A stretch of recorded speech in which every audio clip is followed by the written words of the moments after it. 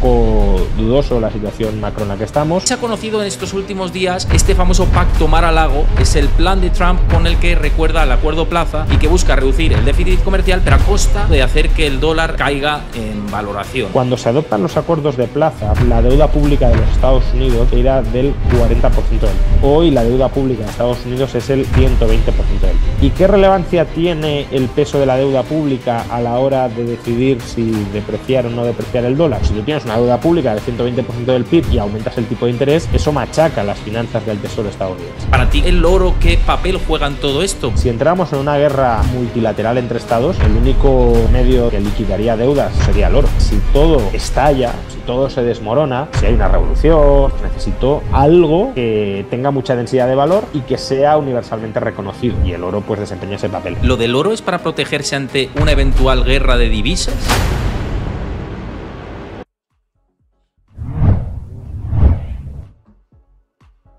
Bueno, pues por aquí con todos nosotros siempre un placer recibir a Juan Ramón Rayo para hablar de esta situación de la economía, todo el nuevo plan Trump, la nueva propuesta de Elon Musk que ha generado debate también en mi canal de YouTube, Milei y Libra y bueno, pues esta situación es una criptoestafa en la que se ha metido, nos ha metido. También tenemos datos de actividad que han sido buenos en Argentina. En fin, muchas cosas que comentar. No nos olvidemos de viviendas si da tiempo. Así que muchísimas gracias como siempre por estar por aquí. Muchas gracias a ti, Héctor, por la invitación y un placer, como todos los meses. Pues por poner un poco en orden la situación de las cosas antes de ir a compartir noticias que tengo por aquí preparadas. Seguimos avanzando en la situación de la economía de Estados Unidos hacia a ver qué camino terminamos por tomar. Hemos tenido unos últimos datos de ventas minoristas que fueron un poco peor de lo esperado. El último PMI de servicios también salió algo más bajo de lo que se esperaba, en zona de contracción, de hecho. Y bueno, pues empiezan dudas, ¿no?, sobre la parte del crecimiento y si en realidad ahora viene una situación de cierta desaceleración para luego fomentar un cierto crecimiento, que es lo que pretenden las políticas nuevas de la administración norteamericana. No sé qué te parecen estos últimos datos y si cuaja un poco la idea de que estas expectativas de que todo iba a ser idílico con la inflación y con el crecimiento económico no terminan de cuadrar y debía haber ciertos ajustes en ese camino. Bueno, también los datos de confianza del consumidor han sido bastante malos. Sí, efectivamente, durante los últimos días se han juntado un conjunto de datos macro que no han sido muy positivos y eso también se ha reflejado en los mercados financieros, ¿no?, con esa corrección que hemos vivido en los últimos días. A ver, aquí un poco lo de siempre. Es un poco dudoso la situación macro en la que estamos porque, bueno, parecía que con la normalización monetaria debíamos atravesar un periodo de caída de la actividad, no sé si de recesión, pero desde luego sí de desaceleración. Eso no se produjo, ya lo hemos explicado otras veces, muy probablemente por los altos déficits públicos, pero claro, los déficits públicos no son una panacea universal y permanente. Entonces, en algún momento, y de hecho la etapa de normalización económica en Estados Unidos todavía no ha terminado porque la inflación sigue por encima del objetivo y oficialmente pues todavía la Reserva Federal está manteniendo una política restrictiva para poner en coto a la inflación, pues claro, en ese ciclo de normalización que no ha terminado, a lo mejor estamos empezando a ver esos coletazos de desaceleración con cierto retraso por el déficit público, pero Este famoso Pacto Mar-a-Lago es el plan de Trump con el que recuerda al Acuerdo Plaza y que busca reducir el déficit comercial, pero a costa de tirar al dólar, ¿no?, de hacer que el dólar caiga en valoración, ¿no? ¿Qué te parece este plan? ¿Crees que es positivo desde el punto de vista presupuestario o que tiene sus contrapartidas? O más bien, ¿qué contrapartidas crees que puede tener desde el punto de vista de la economía de Estados Unidos? No, hombre, para Estados Unidos, si termina saliendo adelante, en principio sería positivo. Para Europa no tanto, aunque, bueno, también es cierto que Europa durante mucho tiempo ha parasitado el gasto en defensa de los Estados Unidos y, bueno, básicamente lo que está diciendo Estados Unidos es que ya basta, ¿no?, que Europa tiene que contribuir a sostener parte de los gastos del ejército estadounidense o de la zona imperial comercial amplia de Estados Unidos. Sobre este acuerdo, ¿no?, porque la prensa lo está mencionando bastante, pero yo creo que no termina de estar demasiado bien explicado en ningún sitio. No es que yo tenga información privilegiada ni mucho menos, pero hace ya algunos meses Stephen Miran, que actualmente es uno de los asesores de política comercial de Trump, ya delineó un plan bastante detallado sobre en qué consistía el pacto de Mar-a-Lago este que mencionas. A ver, el nombre, como bien dices, rememora los acuerdos de Plaza, que se llamaban así porque se adoptaron en el Hotel Plaza de Nueva York, pues bueno, estos previsiblemente firmarían en Mar-a-Lago y por tanto se llamarían de una manera similar. Los acuerdos de plaza lo que acordaron Estados Unidos y varias potencias económicas del momento, como Japón, Alemania, etcétera, fue depreciar el dólar para que Estados Unidos ganara competitividad. Claro, estos acuerdos Mar-a-Lago en teoría buscan algo parecido a lo que se fraguó en plaza, y es la depreciación del dólar para que Estados Unidos gane competitividad, y al ganar competitividad, pues que el déficit comercial se reduzca, aunque no es algo tan sencillo tampoco, porque los déficits comerciales no es solo un tema de competitividad, sino de flujos financieros. Al final, el saldo de la balanza corriente y el saldo de la balanza financiera por definición son el mismo, y si Estados Unidos se quiere endeudar mucho, o si el resto del mundo quiere prestarle mucho a Estados Unidos, y cuando se mantienen reservas en dólares eso es lo que se hace, pues necesariamente se va a gestar un déficit comercial, ¿no? Un déficit exterior. Pero bueno, en cualquier caso, la idea es depreciar el dólar para que Estados Unidos gane competitividad y por esa vía reducir el déficit exterior de Estados Unidos. Problema de repetir los acuerdos de plaza en el contexto actual. Esto Stephen Miran lo explica en su documento. Cuando se adoptan los acuerdos de plaza, la deuda pública de los Estados Unidos era del 40% del PIB. Hoy la deuda pública de Estados Unidos es el 120% del PIB. ¿Y qué relevancia tiene el peso de la deuda pública a la hora de decidir si depreciar o no depreciar el dólar? Bueno, en un sistema de tipos de cambio flexibles, como el que estamos ahora y el que teníamos también en los años 80 con los acuerdos de plaza, para depreciar una moneda no basta con que el Banco Central diga que va a mantener una relación de cambio distinta, porque no hay tipos de cambio fijos entre bancos centrales y por tanto no hay ningún compromiso por parte de ningún banco central a defender oficialmente ninguna paridad cambiaria. Entonces, ¿cómo pueden los bancos centrales depreciar el dólar o apreciar sus divisas nacionales? Pues para eso lo que tendrían que hacer los bancos centrales implicados, por ejemplo el Banco Central Europeo, sería vender, también el Banco Central de China, si quisiera participar en este acuerdo, aunque no está tan claro, por supuesto el de Canadá, México, etcétera, vender sus reservas en dólares. También el Banco de Japón, que sí es un gran tenedor de deuda en dólares, tendrían que vender su deuda en dólares, porque las reservas en dólares de esos estados la mantienen en deuda pública. Entonces, la forma de recomprar sus divisas liquidando sus tenencias en dólares sería vender deuda pública en dólares y recomprar la moneda nacional. Con eso se apreciaría la moneda nacional y se depreciaría el dólar. Problema, que claro, si tú te pones a vender masivamente deuda pública de Estados Unidos, el tipo de interés de la deuda pública va a subir. Y entonces, claro, si tú tienes una deuda pública del 120% del PIB y aumentas el tipo de interés, eso machaca las finanzas del Tesoro estadounidense. Entonces, ahí lo que plantea Stephen Miran, en realidad no es Stephen Miran, es Zoltán Pozsar, a quien muchos ya conocerán, que es el que originalmente propuso esta idea, es que, o sea, se liquiden las tenencias de deuda pública de los países implicados, Japón, de Alemania, bueno, de la eurozona, de Canadá, de China si participara, se liquiden esas tenencias de deuda pública que sean a corto plazo con el objetivo de depreciar el dólar, pero a su vez se compren o se sustituyan esas tenencias de deuda pública a corto plazo por deuda a perpetuidad de los Estados Unidos. De esa manera, Estados Unidos podría recomprar los títulos de deuda pública a corto plazo que se están vendiendo, trocándolos, sustituyéndolos por deuda a perpetuidad, que sería o pasaría a estar en las tenencias de los bancos centrales extranjeros. De esa manera se conseguiría bajar el coste de financiación de la deuda pública estadounidense y a su vez depreciar el dólar sin que se abandone el dólar como moneda de reserva global, que ese es otro de los objetivos de Trump, que no se abandone el dólar, porque si se abandonara el dólar como moneda de reserva global se depreciaría el dólar y chimpum, no pasaría nada. Y la última pata de este acuerdo es, claro, si los gobiernos, por ejemplo, europeos compran deuda pública estadounidense a perpetuidad, esa deuda pública estadounidense a perpetuidad va a tener un riesgo de duración enorme. A poco que suban los tipos de interés, el valor presente de esa deuda pública se va a hundir y si se quiere vender en el mercado para estabilizar el valor de tu divisa, que para eso los bancos centrales tienen reservas extranjeras, pues no se podría hacer. Entonces, ahí lo que plantea Miran como última pata es que a los estados que acepten participar en este esquema, la Reserva Federal les garantice swaps de liquidez para convertir, aunque sea temporalmente, esa deuda a perpetuidad a su valor nominal en dólares para poder hacer esta operación de estabilización de sus respectivas divisas. Con eso, claro, ya digo, se conseguiría bajar el coste de financiación de Estados Unidos, que Estados Unidos ganara competitividad y eso lo pagarían pues, los que participaran en este esquema. ¿A cambio de qué? Pues ahí entra, según Miran, las amenazas arancelarias. Según Miran, lo que tiene que hacer Trump es decir, si queréis estar en la zona dólar, aceptad estas condiciones. No es gratis estar en la zona dólar. A Estados Unidos le cuesta en términos de competitividad, le cuesta en términos de deuda pública. Pagad parte de esos costes. Y si no queréis estar en la zona dólar, fuera. Y os voy a expulsar con aranceles altísimos. Bueno, yo entiendo la postura de Estados Unidos. Obviamente a nosotros no nos beneficia, pero ellos pueden juzgar que llevan mucho tiempo pagando el pato sin que haya una corresponsabilidad por parte de sus socios más estrechos. O sea, tal como lo he trazado, parece un plan bastante, no sé si sofisticado, pero bastante bien pensado.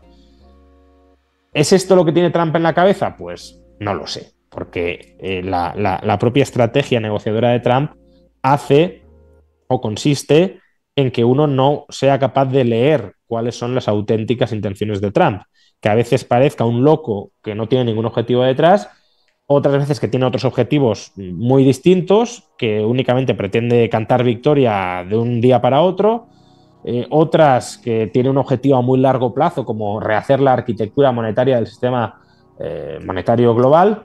Entonces, no sé, no quiero aquí decir como que Trump tiene una visión absolutamente largoplacista y perfectamente informada sobre cómo rehacer una especie de Bretton Woods 2, cómo rehacer el sistema monetario internacional después de la descomposición de Bretton Woods 1. Pero bueno, tampoco lo descartaría. Este plan está escrito, está bien pensado y lo describe uno de los principales asesores en materia comercial de Trump, no cualquier persona que especule por ahí sobre qué puede hacer la administración Trump o dejar de hacer. Y con respecto a la estrategia que estamos viendo del oro, porque por ejemplo estamos viendo que quieren hacer la auditoría de Fort Knox, ¿no? Para ver qué oro hay real y qué cantidad tienen, si las 8.000 o más de 8.000 toneladas son oro puro, oro real. Y luego que hemos visto datos de que se han producido las mayores exportaciones de oro físico de Suiza a Estados Unidos, que también es llamativo como el movimiento que estamos viendo con el oro por parte de los países BRICS, como puede ser China, India, etcétera, y otras potencias. Que para ti el oro, ¿qué papel juega en todo esto? Porque además Trump también ha hecho muchas declaraciones con respecto al metal dorado. Bueno, el oro sigue siendo, a falta de confianza interestatal, sigue siendo el dinero de última instancia del planeta. Es decir, esto creo que lo decía Alan Greenspan, que por cierto en su juventud era muy partidario del patrón oro. Y de hecho yo creo que nunca dejó de serlo del todo, pero bueno, los cargos que ostentó pues imponían otro tipo de mensaje, ¿no? Pero al final, si entramos en una guerra multilateral entre estados, el único medio de intercambio que liquidaría deudas o que liquidaría operaciones entre estados sería el oro. Claro, si Estados Unidos entra en guerra con China y por lo que sea Estados Unidos quiere comprarle a China o China quiere comprarle a Estados Unidos porque lo necesita, aunque sea su enemigo, pues Estados Unidos no le va a comprar a China dándole dólares porque China no quiere dólares si está en guerra con Estados Unidos. Le va a tener que pagar en oro. Entonces, bueno, yo creo que la lógica del oro sigue siendo la misma para un Estado que para un agente privado. Los grandes patrimonios, ¿por qué adquieren oro? Bueno, en parte porque es un activo descorrelacionado con el resto, entonces eso te puede de alguna manera compensar la volatilidad de la cartera. Ese es un motivo más de diseño financiero de tu cartera de inversiones.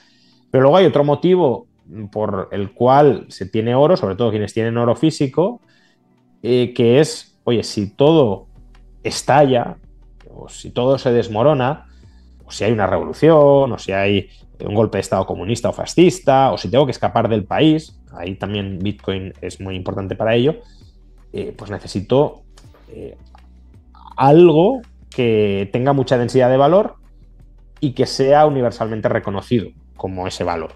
Y el oro pues desempeña ese papel. Entonces, para un Estado, obviamente también, si China en algún momento se planteara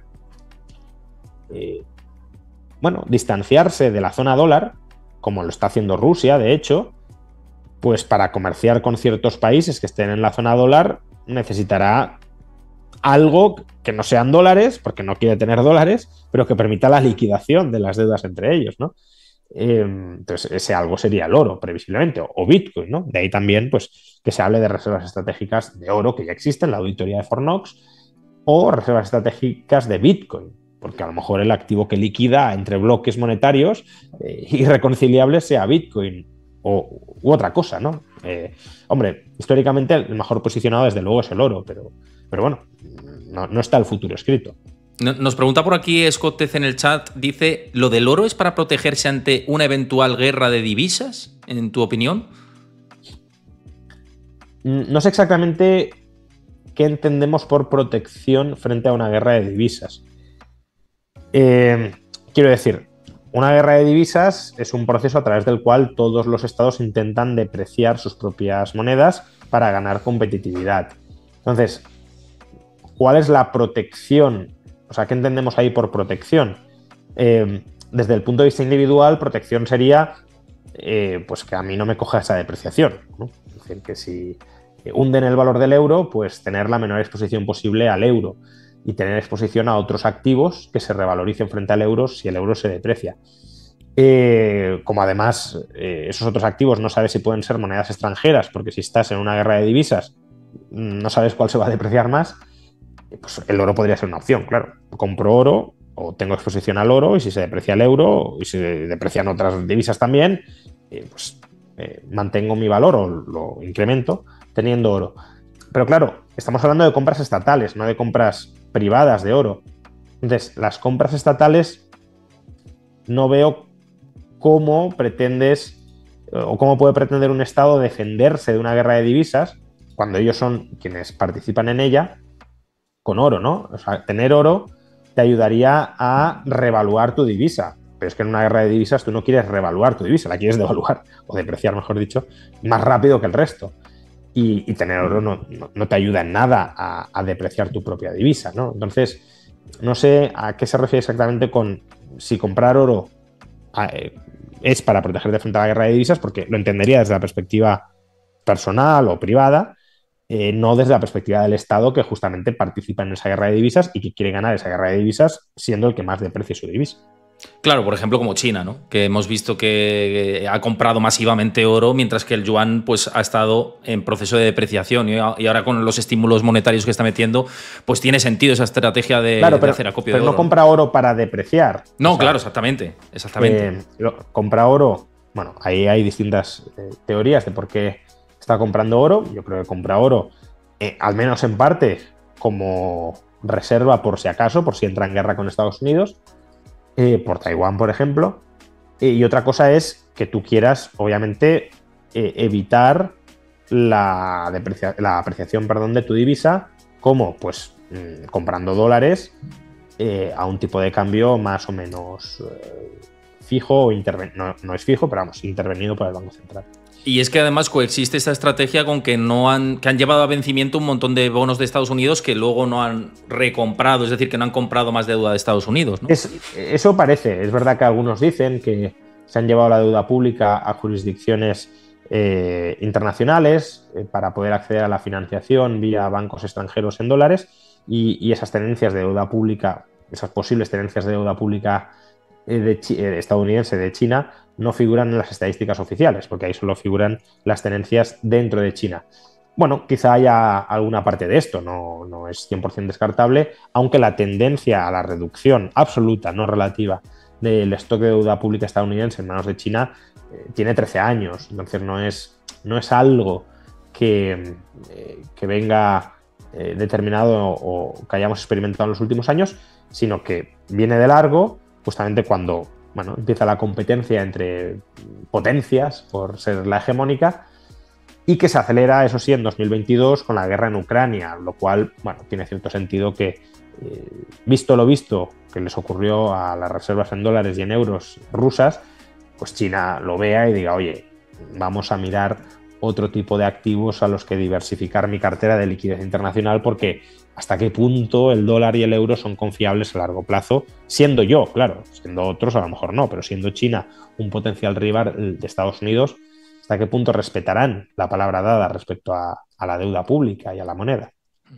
Cambiando de tema y un poco también vinculado a la administración Trump, esto que te voy a comentar es porque ha sido polémico también en mi canal. El otro día lo comentamos en un vídeo y bueno, pues hubo comentarios a favor, en contra y bueno, siempre hay muchas sensibilidades con estos temas. Y tiene que ver con la nueva propuesta de Elon Musk que dentro de esto que publicaba Forbes como información exclusiva, propondría $5.000 en cheques a 79 millones de contribuyentes con parte de lo que se ahorre de la administración o digamos, del departamento Doge, ¿no? De esos ahorros que haga por la vía del recorte, pues devolverlo al contribuyente. Y está el debate de si esto generaría subida de precios, ya que se destinaría a los consumidores directamente, o si no impacta desde un punto de vista monetario, porque la inflación ya sabemos que es un fenómeno monetario, y directamente pues no tendría un impacto en la inflación general, sino simplemente en algunos artículos de consumo. No sé cómo lo ves esto, que genera polémica, y si crees que tendría impacto en los precios, darles un cheque de $5.000 a 79 millones de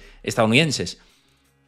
A ver, yo creo que el impacto inflacionista que le presuponemos, o que muchos le presuponen a esta medida, está relacionado con la memoria reciente de la inflación que desde luego sí provocaron cheques similares a estos por parte del primer gobierno Trump y también del gobierno Biden. Sin embargo, hay una diferencia que creo que es crucial entre aquellos cheques y estos, y es que aquellos cheques se financiaron con déficit. Y por tanto, es esa expansión del déficit para financiar un aumento del gasto privado lo que desde luego es inflacionista. Esto, si es verdad que se financia con recortes del gasto público, yo ahí tengo mis dudas de que vaya a ser así, porque Elon Musk dice que espera recortar $1 billón de dólares en gasto público burocrático. Me parece que son cifras que no se van a alcanzar ni por asomo, pero bueno, también es verdad que Musk es imprevisible a veces, al menos en el buen sentido, y por tanto tampoco lo apostaría todo en su contra, pero me parece que son cifras a las que no se van a llegar. Esto lo veremos, ¿no? Si Estados Unidos baja su gasto público en $1 billón en un año o en un par de años, pues digamos, pues sí lo ha conseguido. Si no, por muchas cuentas que le echen, porque algunas de las cifras que ofrece Musk o se las inventa o están desfasadas, son recortes que ya se hicieron y que ahora rescata, etcétera. Si no, por muchos números que pongan en el papel, como diciendo hemos recortado esto, lo total, si no baja el gasto público en $1 billón, no has recortado. Bueno. Pero suponiendo que lo consiga, claro, si tú reduces el gasto público en $1 billón, eso tiene una influencia contractiva sobre los precios. Y si luego ese dinero que has dejado de gastar lo distribuyes a los contribuyentes y los contribuyentes aumentan el gasto, eso tiene una influencia expansiva sobre los precios. Por tanto, tienes la influencia contractiva por un lado de los recortes y la influencia expansiva por otro lado de los cheques. ¿Eso qué significa? Pues que va a haber cambios en los precios relativos, no en el nivel de precios, sino en precios relativos. Habrá precios que tenderán a bajar, los de aquellos productos que compraban los perceptores de las partidas de gasto que se han recortado, y habrá otros productos cuyo precio tenderá a subir, los productos que se empiecen a demandar en mayor medida como consecuencia de estos cheques que se han repartido, ¿vale?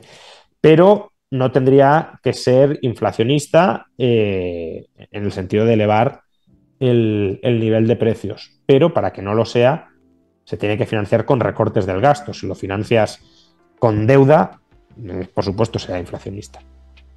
Sí, no, es interesante y además, bueno, es un argumento que también me decían por aquí por el canal. Yo es verdad que era escéptico en gran medida de todo esto, pero es cierto que cuesta ver que se consiga primero el $1 billón de recortes.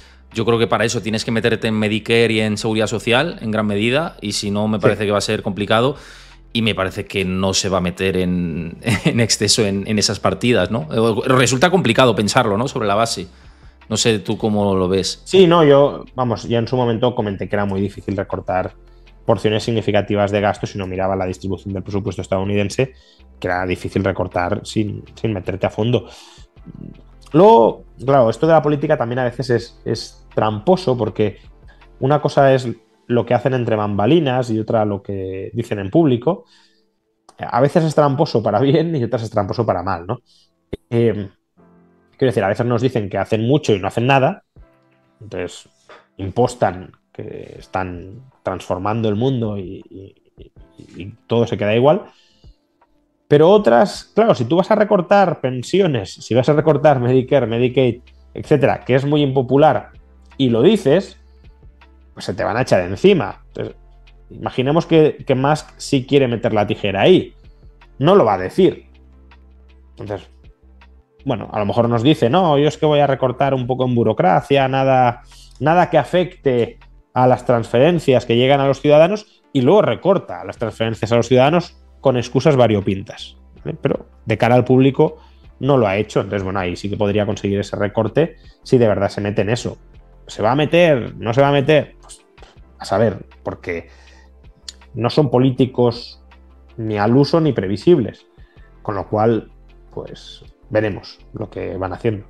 Y luego, con respecto a esto también por tema presupuestario, claro, si recortas mucho, me refiero porque en 2023 y 2024 lo que hemos visto ha sido un aumento masivo del gasto público, del endeudamiento y del déficit fiscal, ¿no? Que hemos comentado por aquí en el canal muchas veces. Claro, si tú esa parte la vas a ajustar y ha sido motor de crecimiento durante todos estos últimos meses, ¿no hay riesgo de que lleves al país a desaceleración o recesión si el sector privado no apoya lo que consideran ellos que va a apoyar?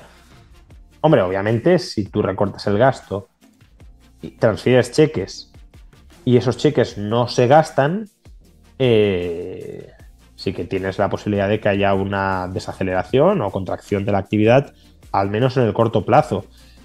Sería lo mismo que si recortaras el déficit. Pues claro, si el déficit está dando puntos de crecimiento, sostenible o no sostenible, productivo o improductivo, pero te está dando sobre el papel puntos de crecimiento, y tú recortas el déficit, pues a corto plazo tendrás una contracción, que es lo que le ha pasado a Milei en Argentina o lo que le pasó.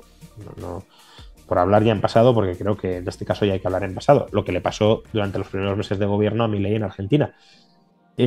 Otra cosa es que eso no signifique que te vayas a enquistar en esa contracción y que ya no vayas a salir adelante si no vuelves a incurrir en déficit.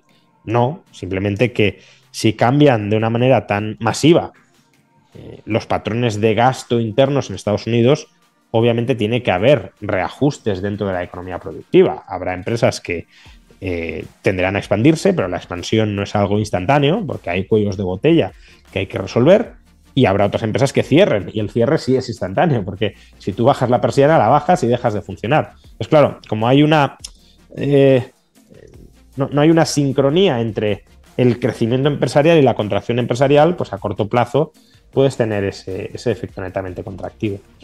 Mire, mencionabas a Milei, me sirve para sacar un tema que también me lo han preguntado mucho y ya que vienes hoy, digo, hombre, pues ya te has posicionado, pero me interesa saber tu opinión y de cara a todo el mundo. Y además, luego lo vamos a ligar con la situación de una cosa es hablar de ese tema y otro de la evolución, ¿no?, económica de Argentina, en este caso, ¿no? Y lo digo por esto que, como vemos aquí, voy a coger la BBC como referencia, lo titulan El escándalo de Javier Milei con Libra, que es el rug pulling y qué recomiendan los expertos para evitar este tipo de estafas con criptomonedas. Bueno, parece que esto se está investigando y demás, pero ¿qué te opina todo esto? O sea, ¿qué opinión te merece?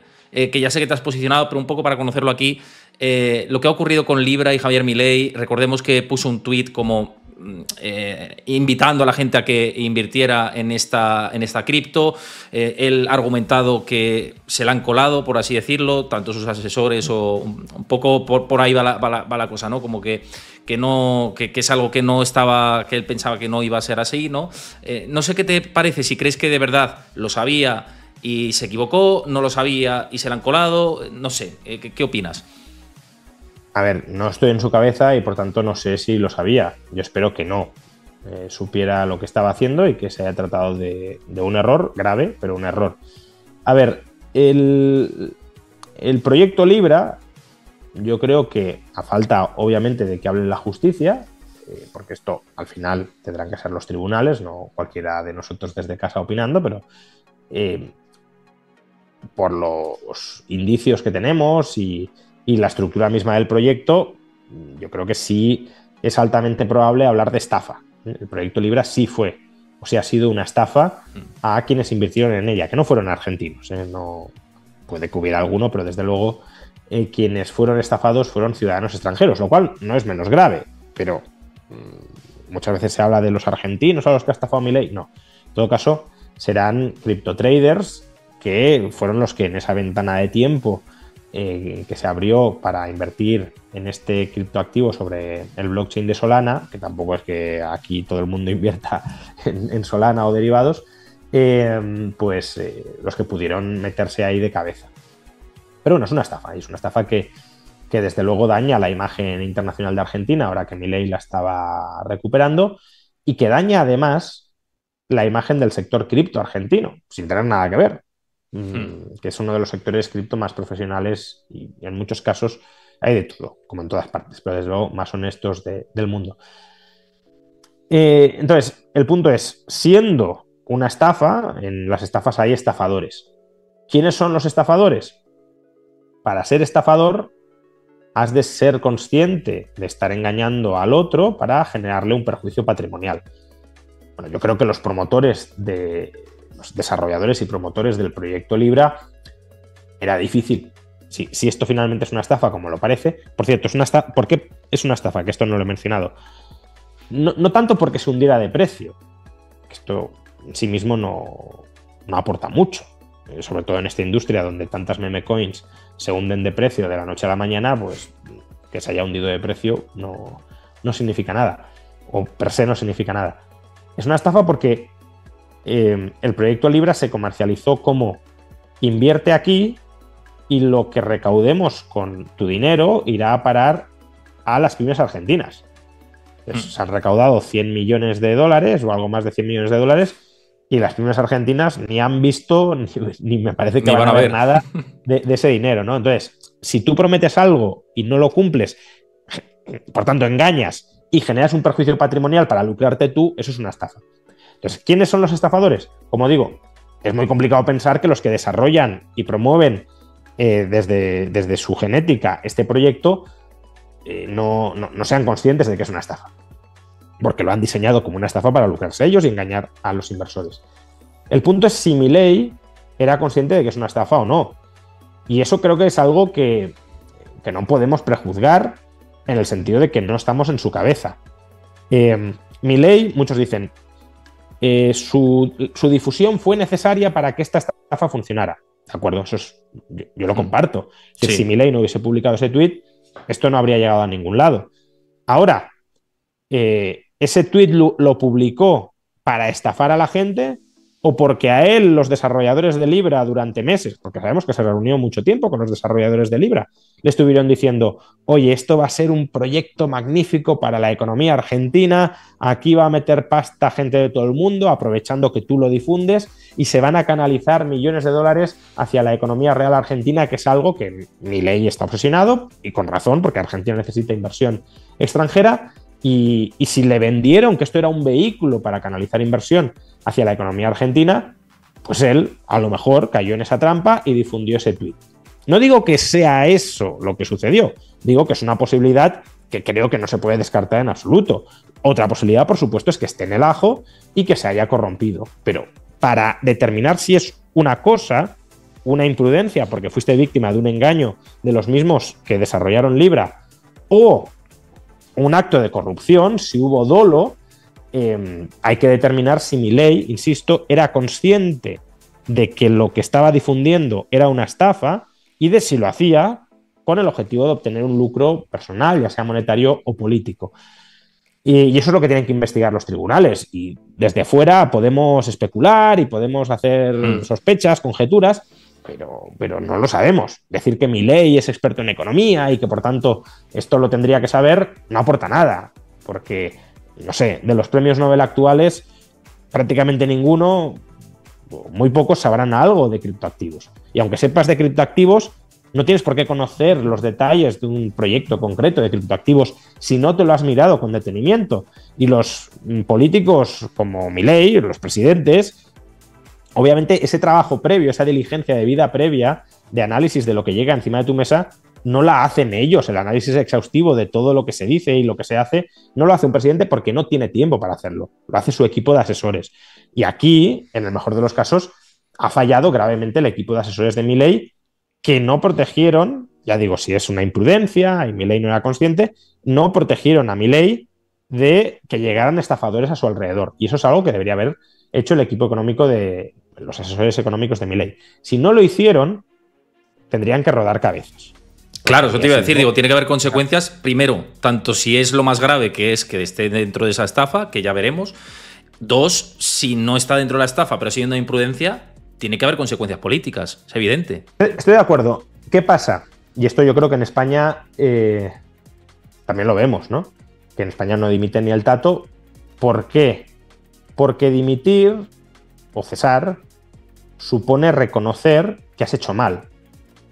Y eso políticamente es algo que los ciudadanos deberían valorar, el votante debería valorar. Mira tú este político que cuando se equivoca lo reconoce, o cuando alguien de su equipo hace algo mal lo reconoce y lo cesa.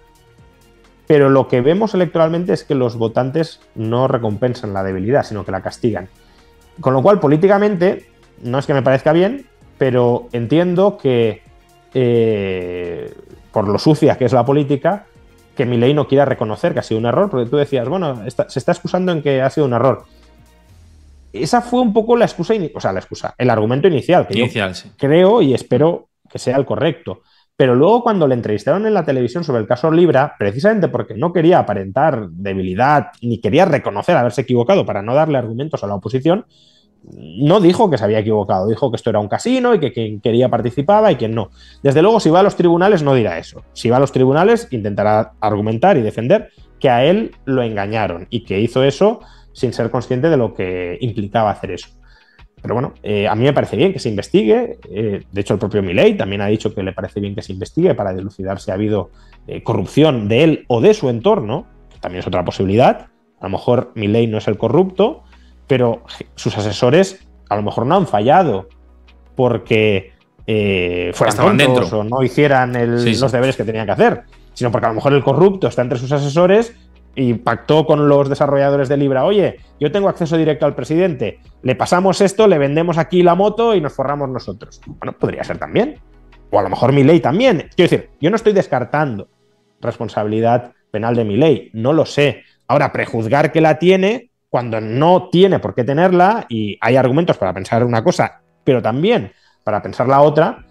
Por ejemplo, creo que si vas a estafar es muy poco sofisticado hacerlo como lo hizo Milei, que canta a la legua que ese dinero no va a llegar. O sea, si tú sabes que ese dinero no va a llegar a las pymes, que además se va a saber que no va a llegar a las pymes, no sé, si quieres estafar o si te quieres corromper, creo que hay otras formas más claras, sencillas, o sea, más claras, más opacas, mejor dicho, y más sencillas de hacerlo. Pero bueno, también uno puede decir, bueno, pero hay otros argumentos para pensar que sí, ¿no? Que lo investiguen los tribunales. Creo que esa es lo que tienen que hacer. Y según resuelvan en un sentido o en otro, pues su carrera política irá en un sentido o en otro. Yo espero, porque, quiero decir, Milei es uno de los pocos políticos que hasta cierto punto encarna las ideas liberales libertarias en las que yo creo. Espero que haya sido un error grave, pero un error, una imprudencia, un comportamiento negligente, pero no corrupción, no dolo. Y lo espero tanto porque no me gustaría que ese proyecto que ha encarnado hasta ahora, esas ideas liberales, se corrompa de esa manera, lo cual, de todas formas, solo ilustraría que los liberales tenemos mucha razón en desconfiar de todo político, incluso de aquellos que sean de nuestra cuerda ideológica, pero también lo espero porque creo que la economía argentina, con Milei, lo está haciendo muy bien. Entonces, sería una pena que por esto cayera el gobierno y cayera el plan de estabilización y cayera, por tanto, la perspectiva de que la economía argentina levante cabeza. Ya que hablas de la economía argentina, precisamente hemos tenido nuevos datos, ¿no? de actividad, que parece que va a decaer menos de lo que esperaba, un 1,8%, ¿no? Desde que se esperaba más de un 2% antes. Claro, ¿cómo valoras estos datos? O sea, ahora hablamos de esta otra parte ligeramente. Yo creo que ha sido muy claro con esto y que si hay dolo, pues te tendrá enfrente básicamente y completamente frontal a cualquier posicionamiento, ¿no? Pero desde el punto de vista económico, si nos fijamos solamente en política económica de Argentina, la verdad es que está mejorando, ¿no?, la situación. Claro, yo creo que hay que separar ambas cosas. Quiero decir, para bien o para mal, lo que ha hecho con Libra no tiene nada que ver con su política económica. No es que digas, no, mira, es que se ha forrado con su plan de estabilización. Ahí podrías encontrar una vinculación de ha ajustado el gasto para llevarse algún tipo de corruptela. Bueno, sería tampoco una conexión absurda, porque el ajuste macroeconómico del gasto no tiene por qué ir asociado a un lucro personal, pero bueno, aún se podría vincular de alguna manera. Ahora, lo de Libra y lo que está haciendo en materia de ajuste presupuestario, en materia de regulación, etcétera, no tiene nada que ver. Con lo cual, no habría que mezclar el juicio que nos merezca su política económica con el juicio que nos merezca esta promoción o difusión que hizo de Libra. Y su política económica, de momento al menos, está funcionando, yo creo que de una manera espectacular. ¿Por qué? Bueno, ayer conocimos datos del EMAE, que es el indicador adelantado de actividad, que correlaciona bastante bien con el PIB. No tiene por qué ir a la décima, pero correlaciona bastante bien. Entonces, el EMAE de 2024, el conjunto del año, registra una caída del PIB frente a 2023 del 1,8%. Claro, uno podría decir, bueno, pues si la economía se ha contraído del 1,8%, esto es un fracaso. Cuidado. La expectativa antes de que llegara Milei era de que en este año se iba a contraer más de un 3%. Por tanto, ya que pase de una contracción del -3 al -1,8, pues parece que no está mal. Segundo, la contracción que se esperaba, este 3% o más del 3% que se esperaba para 2024, en gran medida se explica por el efecto arrastre, que es un efecto estadístico, no es inercia económica, sino que es un efecto estadístico, del año 2023, antes de que llegara al poder Milei. Para que lo entendamos, si en 2024 el PIB trimestral del primer trimestre, del segundo trimestre, del tercer trimestre y del cuarto trimestre en Argentina no hubiese crecido ni caído nada, es decir, el PIB del primer trimestre se mantiene al mismo nivel que el del cuarto trimestre de 2023. El del segundo trimestre al mismo nivel que el del primero, el del tercero al mismo nivel que el del segundo y el cuarto al mismo nivel que el del tercero. Si la actividad hubiese sido totalmente plana en 2024, aún así el PIB medio anual se habría contraído un 2,5%, porque se mantiene en el nivel del cuarto trimestre de 2023, que es más bajo que el promedio de 2023. Entonces, claro, haber pasado de una inercia estadística de contracción del 2,5 al 1,8 significa que has hecho un ajuste de 15 puntos del PIB de déficit fiscal y cuasi fiscal y que la economía te ha ido mejor de lo que se esperaba que fuera y de lo que tenía como inercia ir. A poco mal que hubiese ido en 2024 habría caído más del 2,5%. No solo eso, en 2023 la economía se contrajo un 1,6%. 1,8 en 2024, 1,6 en 2023. Vale, sí, un poquito más en 2024, pero es que en 2023 el país iba hacia la hiperinflación y ahora va hacia la estabilización de la inflación. Entonces, claro, cuadrar o sanear de esta manera la macroeconomía y que no haya un desplome más significativo de la actividad que en 2023, creo que es muy relevante. Lo digo también para todos aquellos que dicen, no, Milei ha bajado la inflación porque ha destrozado la economía. Bueno, en todo caso la habrá destrozado lo mismo que la destrozaron en 2023. Y en 2023 ese destrozo de la economía disparó la inflación y aquí la ha hundido. Y ya para terminar, este dato del 1,8 es todo el PIB de 2024 versus todo el PIB de 2023. Pero si miramos el PIB, por ejemplo, del cuarto trimestre de 2024, aún no tenemos datos de PIB como tal, pero el EMAE del cuarto trimestre de 2024 apunta a un crecimiento intertrimestral del 5% anualizado en el cuarto trimestre frente al tercero. De tal manera que el nivel de actividad en el cuarto trimestre de 2024 ya estaría por encima y bastante por encima del cuarto trimestre de 2023. Es decir, que ahora mismo el tamaño de la economía argentina ya sería mayor que antes de que Milei llegara al poder. bueno, que hayas conseguido eso con ese plan de estabilización tan fuerte y necesario que ha acometido, creo que macroeconómicamente es un éxito. Aún quedan muchos retos por resolver, muchísimos, pero lo que se ha conseguido este año creo que es muy notable. Oye, para cerrar, que siempre lo tocamos y a ver si da tiempo, aunque sea para verlo muy, muy rápidamente, tema de la vivienda, ¿no? En España. Bueno, hemos conocido también la famosa Golden Visa por parte de Donald Trump vinculada al tema de la vivienda, cuando en España hemos revertido un poco esa política. Y justamente me hago eco de esta noticia también de que dicen, la gran paradoja de la vivienda en España, aquí en El Economista, la obra nueva se construye en las zonas con menor demanda. Es que parece que da la sensación de que hacemos todo mal, ¿no? Que incluso construimos donde nadie quiere vivir, ¿no? O donde no hay trabajo. Bueno, a ver, esto es un poco largo, ¿no? Primero, lo de la Golden Visa de Trump es una muy buena idea. Yo creo que el precio es un poco caro porque está vendiendo derechos de residencia por 5 millones de dólares, pero bueno, por hacer un cálculo sencillo, si 7 millones de personas de todo el mundo, que tampoco son tantísimos, es decir, que haya 2 o 3 millones de personas en China, algún millón en la India, algún millón en Europa, etcétera, que quieran comprar la ciudadanía estadounidense por 5 millones de dólares, pues no es un escenario tan absolutamente inverosímil. Si 7 millones de personas quisieran comprar esta ciudadanía a ese precio, 5 millones de dólares, Trump eliminaría toda la deuda pública de Estados Unidos, que se dice rápido. Recaudaría 35 billones de dólares.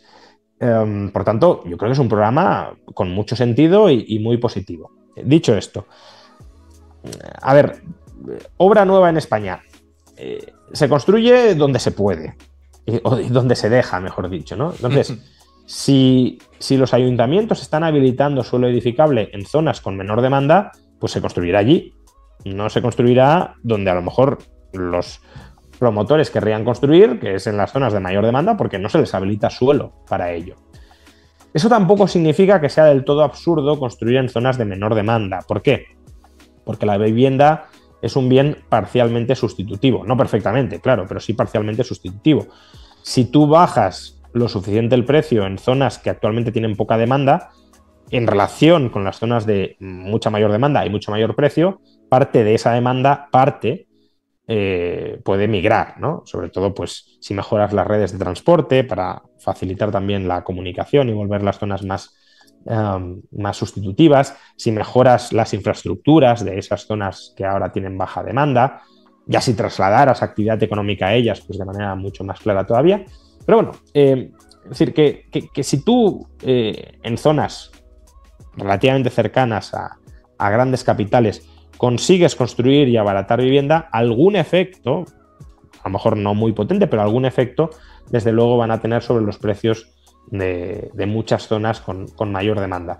Pero bueno, ahí la clave está en que esas zonas de mayor demanda se pongan las pilas y empiecen a habilitar suelo que incluso tienen planeado que sea edificable.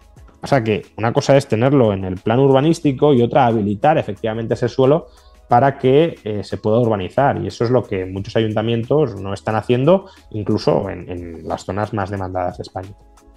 Simplemente por cerrar con un tema, antes de despedirnos, es que últimamente estamos viendo como declaraciones de diferentes polos políticos, ¿no? Sumar por un lado, el PSOE, PP, ¿no? El otro día Rajoy, ¿no? En El Hormiguero decía que había que liberalizar suelo y que era la alternativa ideal. Y yo digo, bueno, y no lo hiciste, ¿no? En tu mandato, ¿no? Sí, o sea, a ver, yo también lo critiqué por eso, porque es lo típico de los políticos que cuando abandonan el poder se les ocurren todas las buenas ideas que, vaya por donde, no aplicaron cuando gobernaban, a pesar de que Rajoy tuvo una de las mayorías absolutas mayores de toda la historia de España. Pero también hay que decir, y esto es verdad, que claro, la prioridad político-económica en el mandato de Rajoy no era abaratar el precio de la vivienda, sino incluso estabilizarlo o conseguir que subiera para evitar la quiebra del sistema bancario. Entonces, podría llegar a entender que no lo hicieran incluso para que no cayera más el precio de la vivienda, porque su obsesión era, no, vamos a frenarlo, de ahí la Golden Visa que aprobaron, sí. Vamos a ver si elevamos la demanda de esto y estabilizamos el precio de estos activos, porque si no se nos cae el sistema financiero. Ahora, dicho esto, creo que sigue siendo la típica excusa de todo político retirado de no haber hecho en su época, en su mandato, lo que ahora dicen que es la solución a todos los problemas. En fin, bueno, de todo esto seguiremos hablando, sin lugar a dudas, porque van a seguir saliendo comentarios y aquí lo estaremos repasando. En fin, muchísimas gracias, como siempre, Juan Ramón Rayo, por pasarte por el canal y abordar todos estos temas, que se nos quedan muchos en el tintero, pero que comentaremos más adelante y, bueno, surgirán nuevos. Así que un placer tenerte por aquí y encantado. Igualmente, hasta la próxima. Pues muchísimas gracias a todos, espero que os haya gustado, que si os ha gustado el vídeo y lo veis en YouTube, que dejéis vuestro like, vuestro comentario y os suscribáis al canal, también al de Juan Ramón Rayo. Si no estáis suscritos tenéis que suscribiros a su canal y bueno, pues al resto de los que estéis en directo nos vemos mañana, estaremos por aquí también en directo a las 5 de la tarde hora española, en solitario con todos vosotros, que bueno, ya veréis que tenemos ahí un análisis interesante de cómo están posicionados ahora los grandes inversores con sus nuevas modificaciones trimestrales en cartera. En fin, nos vemos mañana. Un abrazo a todos y cuidaos mucho. Hasta mañana.